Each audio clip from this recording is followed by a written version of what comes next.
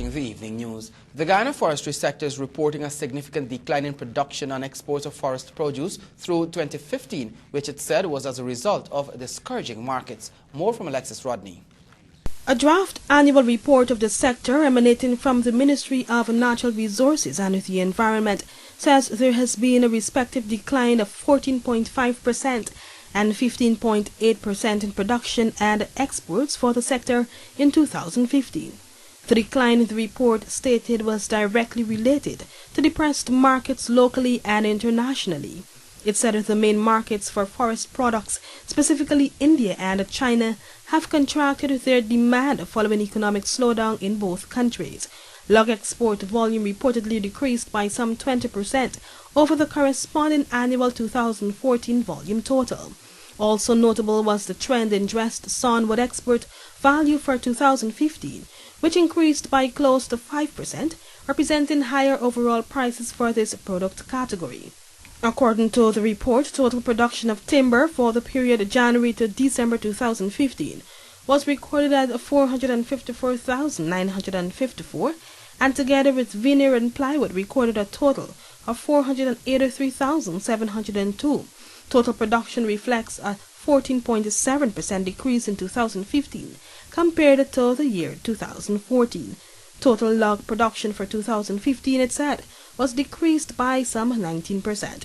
Meanwhile, the sector continued to provide direct employment opportunities to over 23,000 persons, including those residents of hinterland communities. The report said oversight of the sector was provided by the Forestry Commission through policy guidance by the GFC Board of Directors and the Ministry of Natural Resources. For the evening news, Alexis Rodney.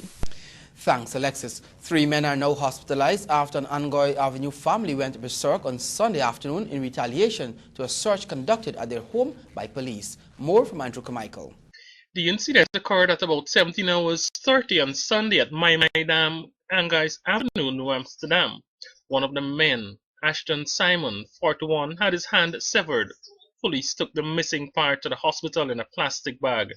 The 2 other injured have been identified as Jason Wilson, 30, and Valas Moti, 26.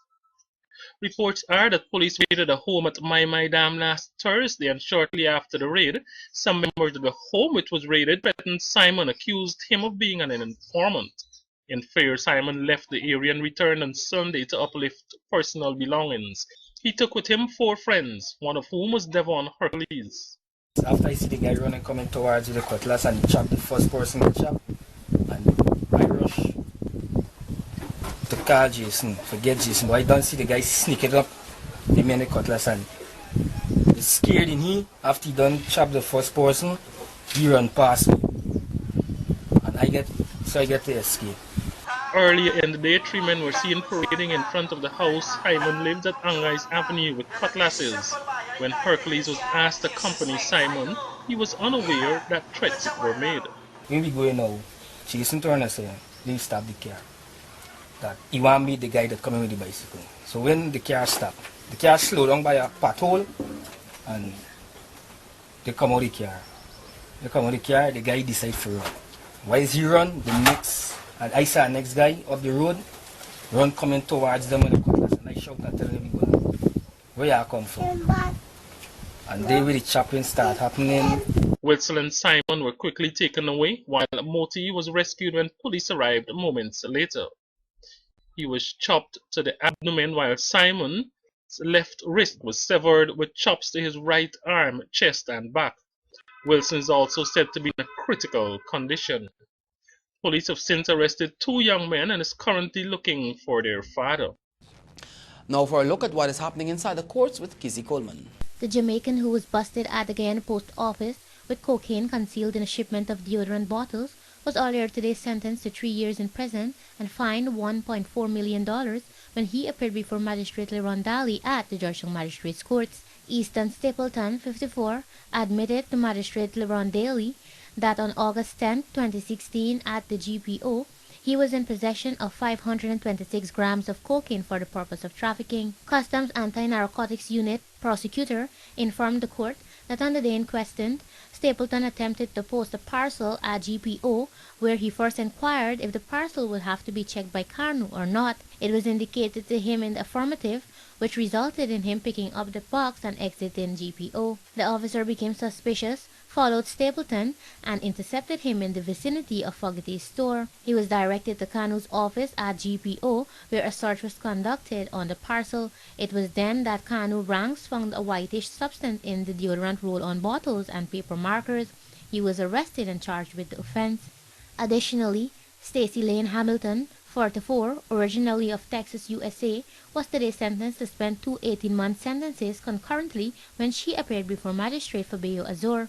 She pleaded guilty to the 2 offenses, which alleged that between January 1, 2015 and August 12, 2016 at Georgetown, she conspired with persons to forge one passport in favor of Tara Ashley Vaughn, reporting that same was issued by an immigration officer. And on August 12, 2016 at Latham, with intent to defraud, the defendant reported to Stephen Williams that the passport was issued by the immigration office. She was sentenced to prison and is to be deported after serving her time. And finally, in the courts, Junior Forester, known as Banga, of Lot 156 Potential Housing Scheme, West Bank Demerara, will be spending 18 months behind bars after he was found guilty of possession of stolen items. It was alleged that on Friday, August 12, 2016, he broke into and entered the Lot 47 Area L premises of David Ambikar, where he stole a quantity of jewelry, $80,000 in cash, 2 wristwatches, and an Apple iPhone, all amounting to $500,000. The defendant told the court that he never broke into Ambikar's house, but that he brought the item from a man called Todd. However, the police prosecution facts stated that Forrester was seen leaving the virtual complainant's home on the morning of the robbery. Acting on this lead, the police had carried out a search on Banga's home, where the 2 watches were discovered. The suspected serial thief was before the court several times on breaking and entering charges, and he was convicted once for assault. That is a wrap for this edition of Evening News Inside of the Court. I am Kizzy Coleman.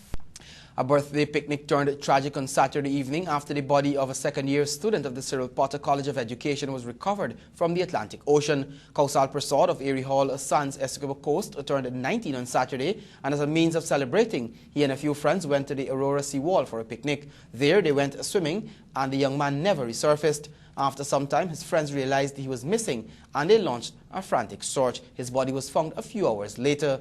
2 of his friends were also found unconscious. Police are investigating. Join us after the break for your regional and international news. Stay with us.